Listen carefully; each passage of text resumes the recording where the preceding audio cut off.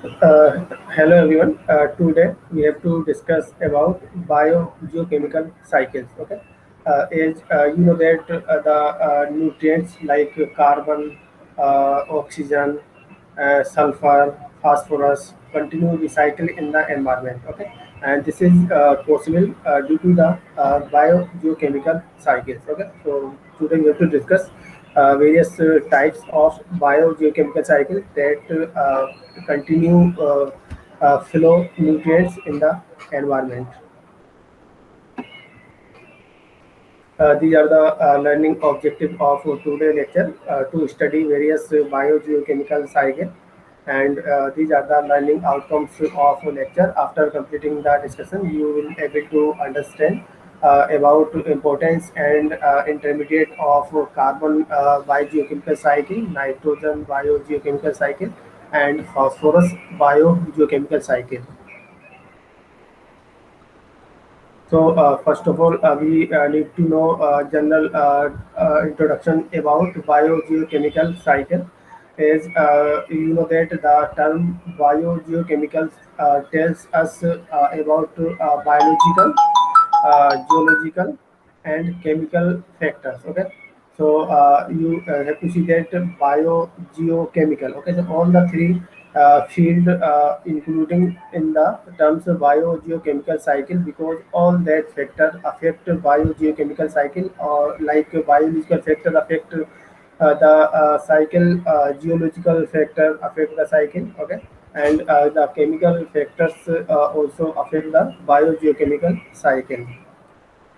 So, in earth science, a biogeochemical cycle is a pathway by which a chemical substances move through both biotic and abiotic component. Okay, so it is very essential that biotic and abiotic component interact to each other. Okay, and even affect to each other.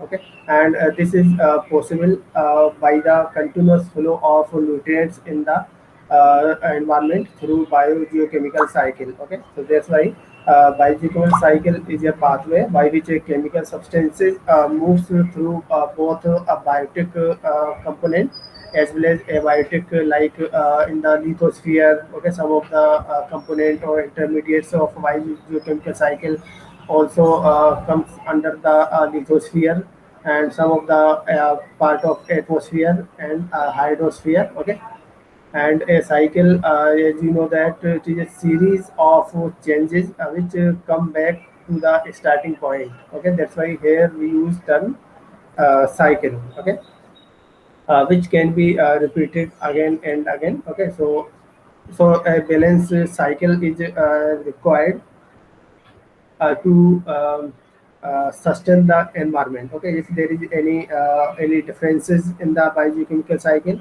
or any component is higher in quantity, or any process if higher or lower at a certain speed, so it definitely affect the biogeochemical cycle, ultimately affect the environment.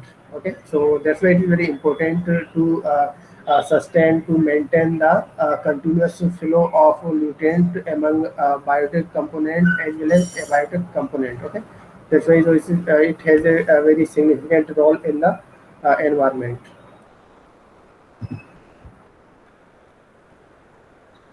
So the more or less the circular pathway through which the chemical elements, including all the essential element of the protoplasm. Okay, because the part of the intermediate also flow in the as a chemical element in the cytoplasm. Okay, like you know that the phosphorus. Okay, phosphorus is the part of nucleic acid, DNA and RNA. Okay, like nitrogen.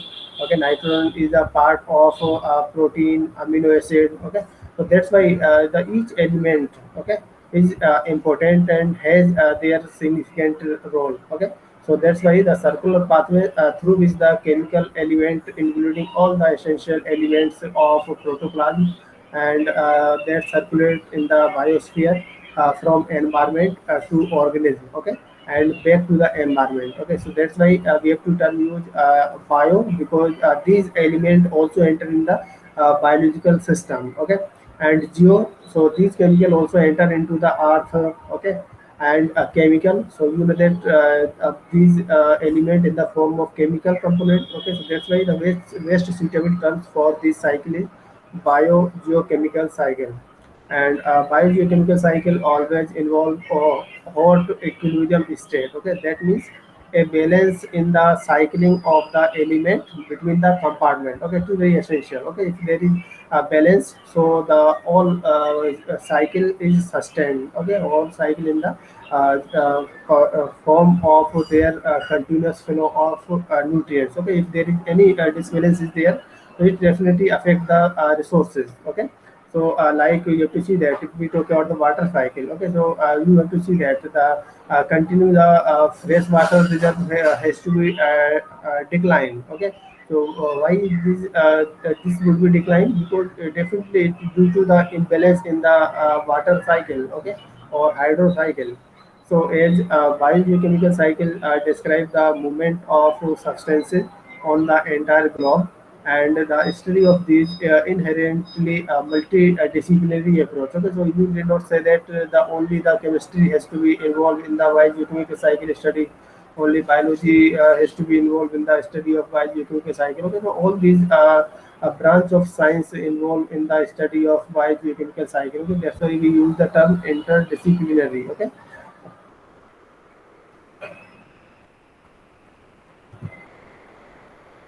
Now the types of biogeochemical cycle. So, as we have to discuss here, the biochemical cycle can be classes as like gaseous cycle, okay, in which the most of the part or in the gaseous form, okay. So the term gaseous cycle refer to the transformation of gases between various biogeochemical reservoir, okay. So some form present in the hydrosphere, some of the form present in the atmosphere, and some part of the biosphere. Okay, so the important biological cycle or gaseous cycle are like nitrogen cycle, oxygen cycle, carbon cycle, water cycle. Okay, so all these are the example of gaseous cycle.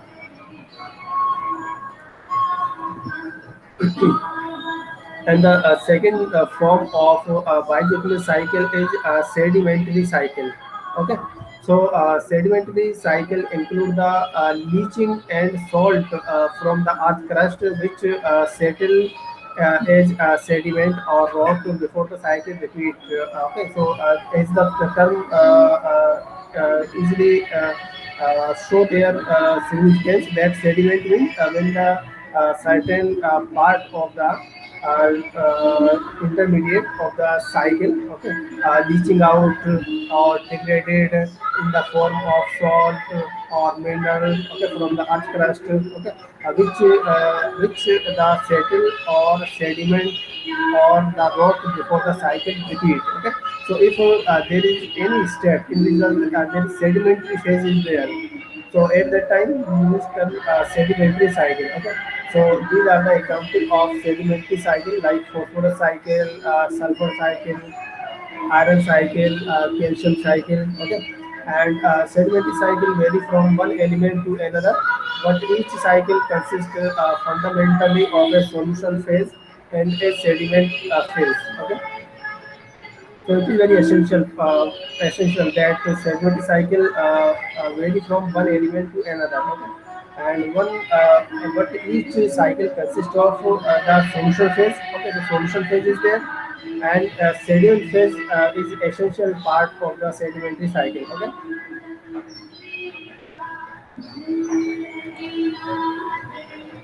so this is the introduction about the biogeochemical cycle. So first of all, we have to discuss about the carbon cycle. Okay. So everyone knows the carbon exists in the air largely as a carbon dioxide. Okay, so CO2 is a major form of or abundant form of carbon. Okay, so which dissolve in the water and react with water molecule to produce carbonic acid, which dissociate into the bicarbonate ion. Okay, and the photosynthesis by the green plant or bacteria, cyanobacteria, algae. Okay, so all these photosynthetic organisms convert to carbon dioxide or bicarbonate into the organic molecule like sugar molecule, glucose molecule, or other molecule like amino acid. Okay, and organic molecule made by photosynthesizer are passed through a food chain. Okay, and cellular respiration convert the organic carbon back into the carbon dioxide gas. Okay, so this is you have to think that the photosynthesis and respiration is just reverse to each other. In the photosynthesis, the organic molecule glucose are formed. In the photorespiration, this glucose breakdown. Okay, and again it produce the carbon dioxide. Okay, so the both process are just opposite to each other. Okay, so that's why it is the process by which is the at one end the carbon dioxide fixed, at another end the carbon dioxide released.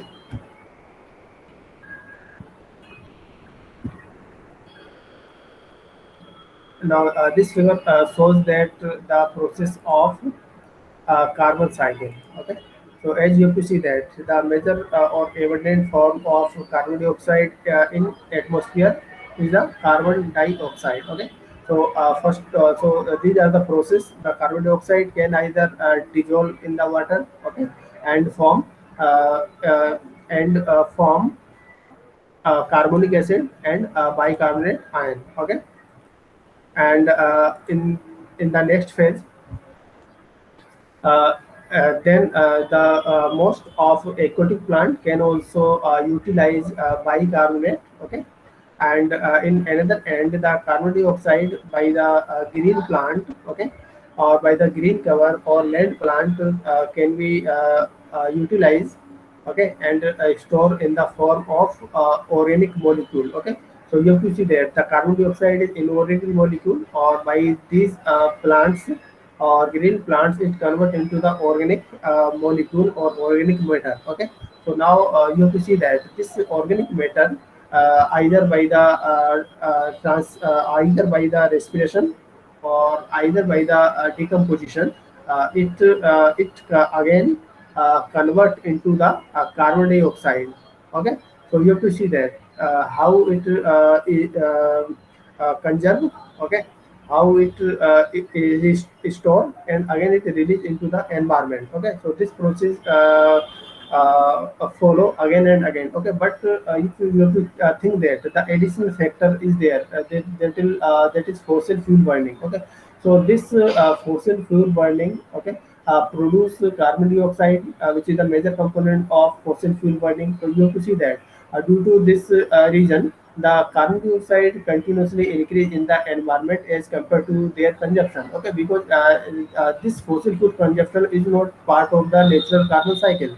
Okay, but it produce carbon dioxide. Okay, which ultimately increase the carbon dioxide in the environment. Okay, which is again act as a greenhouse gases and produce greenhouse effected. Okay, so you have to see that why this carbon cycle has to be disturbed, because the additional factor, that is fossil fuel burning involved and affect the continuous natural carbon cycle in the environment. Okay, as you see that today the Earth atmosphere is accumulating carbon dioxide faster than it can be consumed. Okay, so you have to see that why this would happen, because a number of industry also produce carbon dioxide, and fossil fuel also produce the carbon dioxide. That's why the carbon sink. Okay, the green cover of the earth act as a carbon sink, but on the other hand, the automobile or anything that use fossil fuel, okay, produce carbon dioxide, which is called carbon sting. Okay, so generally what happens if we talk about the natural carbon cycle, so there is no involvement of this industry or automobile or burning of fossil fuel, so ultimately it disturbs the natural carbon cycle. So you have to see that in this figure, the carbon dioxide concentration continued to increase in the environment. Okay. Why it would increase? It is clearly indicate that due to the industrialization, due to the automobile, okay, due to the fossil fuel, petroleum, okay, the carbon dioxide continue increase in the environment. Okay, that's why this figure showing the continuous increase the concentration of carbon dioxide in the environment.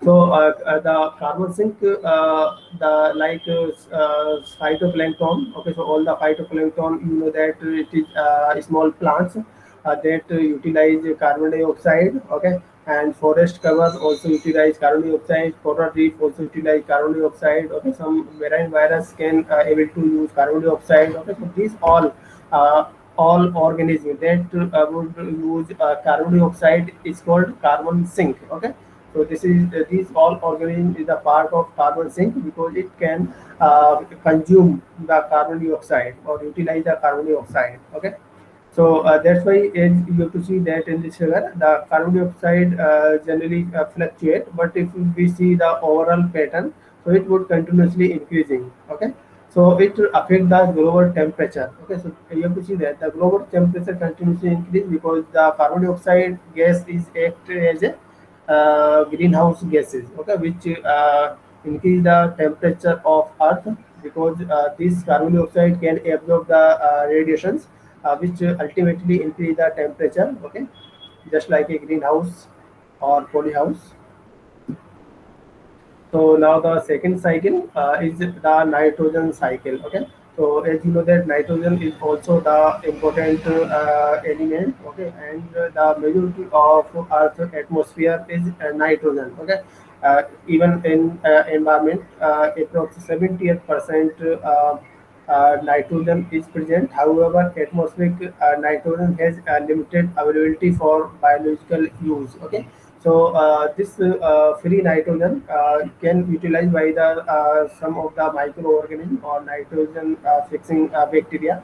Okay, but not all the organism can utilize this free form of nitrogen, and this form is relatively non-reactive and unusable by the plants, and the nitrogen availability can affect the rate of key ecosystem processes, including primary production and decomposition, because the nitrogen is essential for the plant, but not is the form of nitrogen gas. Okay, the plant can absorb nitrogen in the form of salt, nitrate, nitrites, okay, ammonium.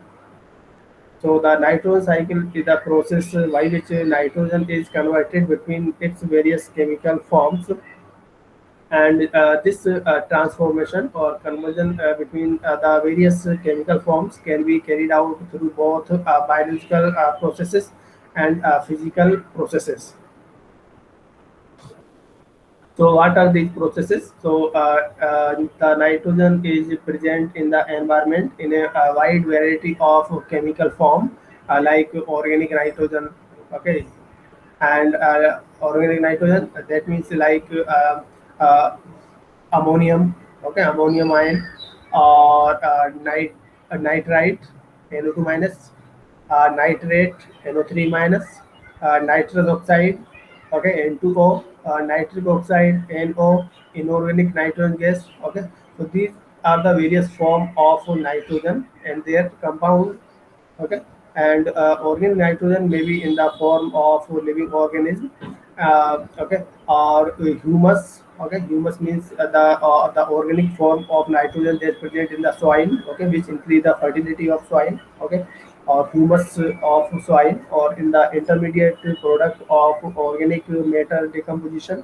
So the process of nitrogen cycle is to transform nitrogen from one form to the another form, and many of these processes are carried by the microbes. Okay, so microbe has the significant role in continue the nitrogen cycle in the atmosphere. So these are the various steps that involve in the nitrogen cycle. Okay. So first of all, the nitrogen fixation by the nitrogen fixing bacteria. So it can convert nitrogen gas into the ammonia. Okay, or ammonium ion. Okay, because when the ammonia is dissolved in the water, it converts into the ammonium ion or nitrate. Okay, and then nitrification, in which ammonia convert into the nitrate. Okay, and assimilation, where incorporation of ammonia and nitrate into the biological tissue. Okay, or you can say the utilization of these form of nitrogen, it's called assimilation. And then again, the ammonification, when the organic nitrogen compound convert or release ammonia. Okay, so this is called ammonification. Then another process there, denitrification. Okay, where the some of the bacteria also do this task, which convert nitrate into the free nitrogen. Okay, so these all processes involved in the nitrogen cycle. So here you have to see that in this figure, the atmospheric nitrogen fixed in a usable form to be taken up by the plant. Okay, so this mostly carried out by the free living microorganism like Azotobacter, Clostridium, and the symbiotic microorganism like Rhizobium. Okay, and rhizobium also known as diazotrophs. Okay, so these organism can fix the nitrogen, okay, and convert into usable form, okay, the form which plant can utilize.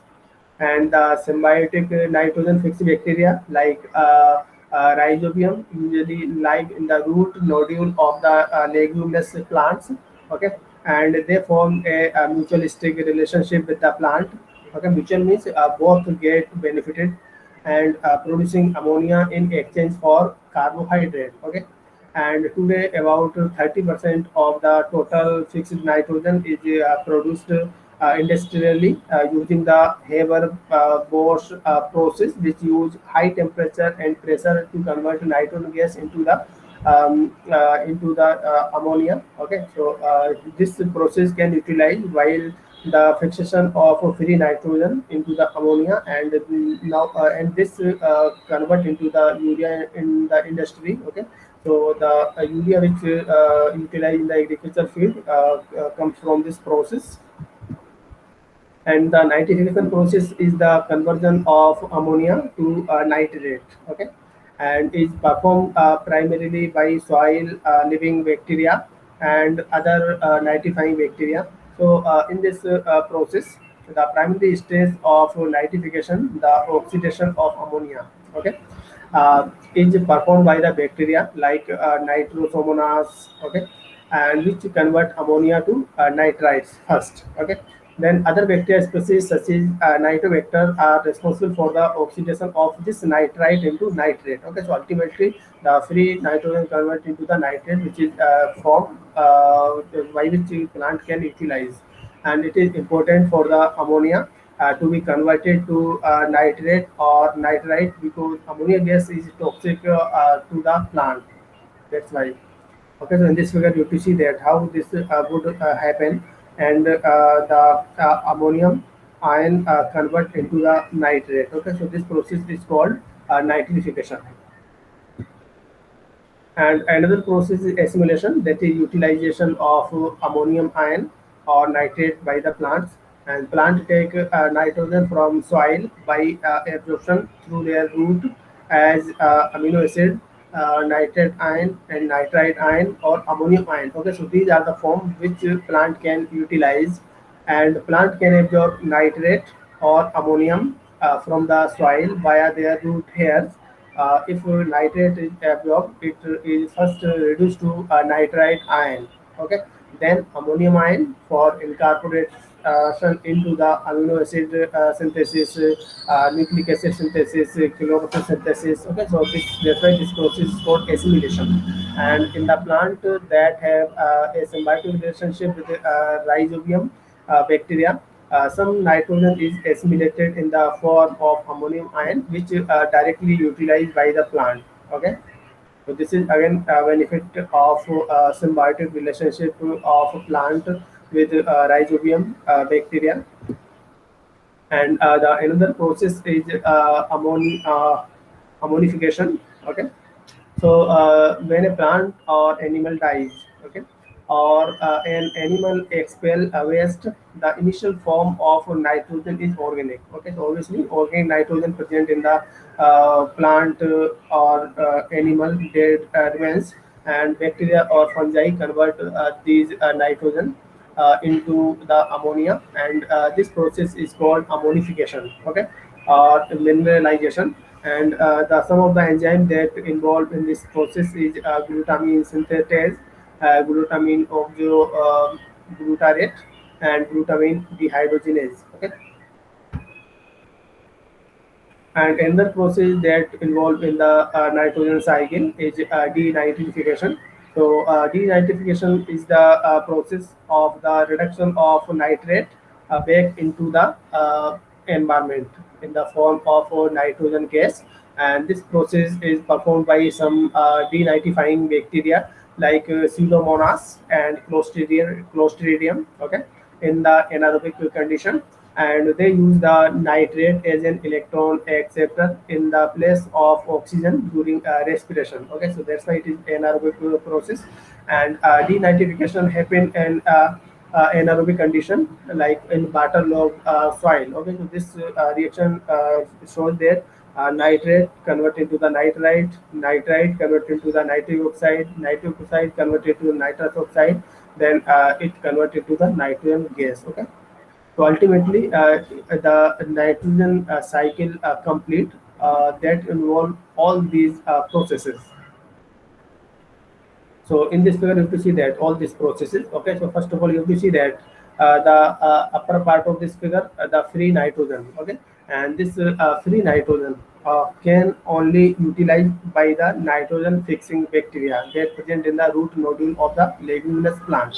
Okay, and this free nitrogen can utilized by the nitrogen fixing bacteria that found in the soil. Okay, so now, when the this nitrogen can fix by the root nodule of the plant, okay, or the leguminous plant.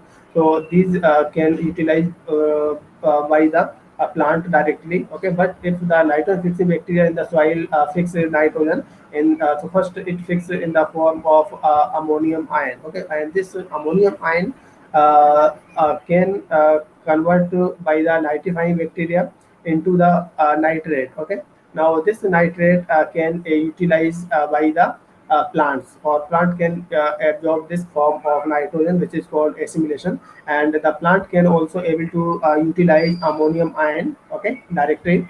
Okay, so you have to see that when this nitrogen utilized by the plant. Okay, and this plant or animal it can when the dead remain of these plant or animal, so by the detritus food chain, or by the detrivores, by the process of decomposition, again the this organic form of nitrogen convert into the ammonium ion. Okay, and in this way the process is complete. Okay, and this nitrate, some of the bacteria which is called denitrifying bacteria, again convert this nitrate into the free nitrogen. Okay, so in this figure, you have to see that how this cycle continue running in the environment. Okay, this is called nitrogen cycle. So, ecological function of nitrogen cycle is that nitrogen is necessary for all known form of life on Earth, and it is a component in all amino acid as it is incorporated into the proteins, and it is present in the base or nitrogen base that synthesize nucleic acid like RNA or DNA, and the chemical processing or natural fixation are necessary to convert gaseous form of nitrogen into the nitrogen compound like nitrate and ammonia, which a plant can utilize. Okay, so this that's why it is very important to continue the nitrogen cycle. Okay, and if we talk about the use of nitrogen, so nitrogen is important to the chemical industry. It is used to make fertilizer and nitric acid, nylon dyes, and explosives. And nitrogen is present in virtually all pharmacological drugs and in the form of nitrous oxide. It is used as an anesthetic agent, and the CPUs in the computer also use the nitrogen gas to keep them from heating up, and X-ray detector also rely on the nitrogen element, and cryopreservation also use nitrogen gas to conserve blood and other biological specimen. Okay, that used in controlling the okay, and the element is used in the controlling the pollution, and many industry use it to destroy toxic liquid and vapor in the industrial tool. Okay, so there are so many diverse application of nitrogen apart from fertilizer. and the third cycle is phosphorus cycle or sedimentary cycle. So the phosphorus cycle is the slowest biogeochemical cycle, okay, as compared to the carbon cycle or nitrogen cycle that describe the movement of phosphorus through the lithosphere, okay, and hydrosphere and biosphere. Okay, lithosphere are the part of the earth, hydrosphere the water reserve, okay, and biosphere the atmosphere, the part of atmosphere that has a life, okay. And unlike many other biochemical cycle, the atmosphere does not play a significant role in the movement of phosphorus because phosphorus and phosphorus based compounds are usually solid at the typical range of temperature and pressure found on the earth, and even low concentration of phosphorus in the soil reduce plant growth and slow soil microbial growth. So it is essential for plant growth and development. And unlike other cycle, phosphorus cannot be found in the air as a case. So it only occur under highly reducing condition as the phosphine. Okay. So, what is the process of a phosphorus cycle? So, initially the phosphate, whether from rock and mineral, okay, which is called weathering of rock. The most common mineral being apatite, okay, and overall small losses occur in terrestrial environment by leaching out or erosion of this apatite through the action of rain, and weathering of rock and mineral release phosphorus in a soluble form. Okay, so it is the uh, first step of starting the phosphorus cycle, that is weathering of rock that release phosphorus in the soluble form in the environment, where it is taken up by the plant and it is transformed into organic compound in the plant. Okay, and the plant may then be consumed by the herbivores, and the phosphorus is either incorporated into their tissue or excreted if excess phosphorus is consumed after death of animal or plant. Okay, the decay process has to be occur. Then the phosphorus is returned to the soil, where a large part of the phosphorus is transformed into the insoluble compound. Okay, and runoff may carry a small part of the phosphorus back into the ocean. So these are the steps that involved in the phosphorus cycle. First of all, phosphate is released by the erosion of rock or weathering of rock into the environment. Then the plant and fungi taken up with this dissolved form of phosphorus, okay, with their roots, and this phosphorus move from producer to the consumer via food chain.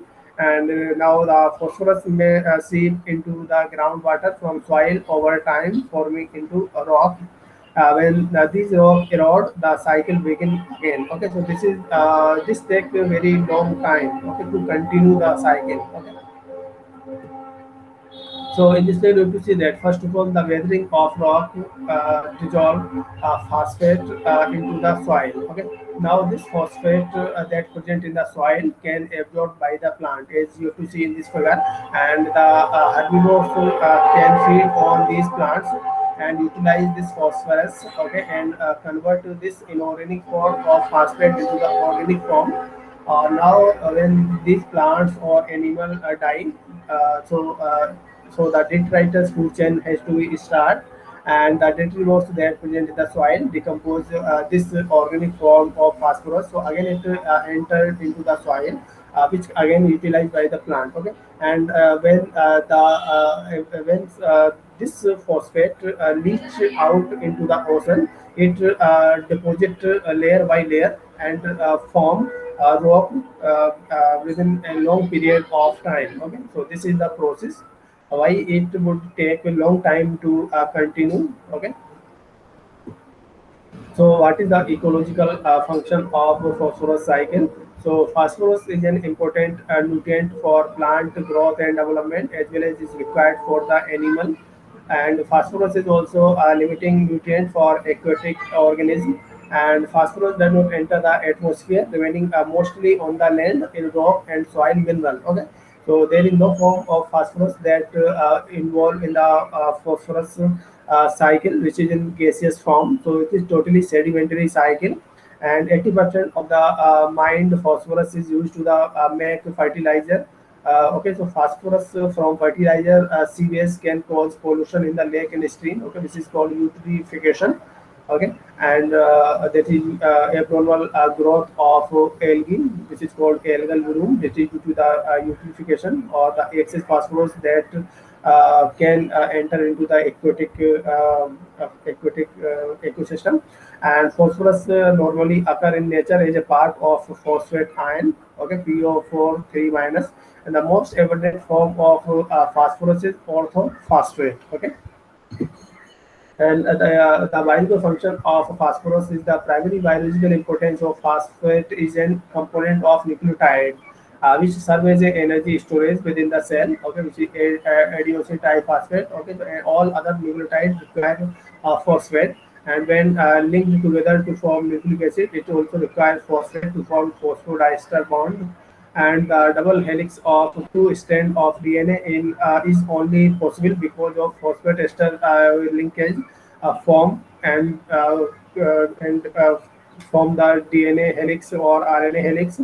And beside making biomolecule, phosphate is also found in the bones and enamel of teeth, whose strength is derived from calcium phosphate in the form of hydroxyl apatite, and it is also found in the exoskeleton of insect. Okay, and phospholipid, it is also a component of phospholipid. Okay, so that's why it has a significant biological role. And other uses are like phosphorus catches fire readily, and red phosphorus is used in all matches, and white phosphorus and zinc phosphate are mainly used as a poison for rat, and it is used in making incendiary, that is fire causing bomb tracer bullet, and for producing smoke screen. And many soluble phosphate are used to unwanted metal salts from the water. So these are some other applications of phosphorus. Now we conclude that biogeochemical cycle are important because they regulate the elements necessary for life on Earth by cycling them through the biological and physical aspect of world. And biogeochemical cycle are a form of natural recycling that allow the continuous survival of ecosystem. Okay. Now the other references. Now you have to attempt a quiz. The first question is the factor that involved in the biological cycle. Okay. So as we have to discuss here, all these factors are involved in the biogeochemical cycle, either biological factor, geological factor, chemical factor. So the correct option is all of them. And which of the following sedimentary cycle? Okay, so like phosphorus cycle, okay, sulfur cycle, okay, iron cycle, all these are the sedimentary cycle. Okay, because it the all cycle has no gaseous form of any intermediate. Okay, so the option D is correct, all of them. And the sedimentary cycle vary from one element to another, but each cycle consists of solution phase, sedimentary phase.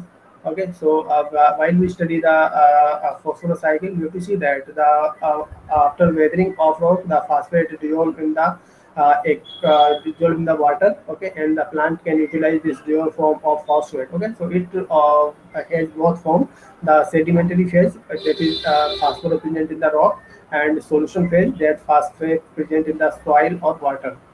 And which of the following act as a carbon sink? So like marine virus, phytoplankton, forest, coral reef. So all these can utilize carbon dioxide. Okay. To convert these carbon dioxide into the organic form of carbon dioxide. So all these options are correct.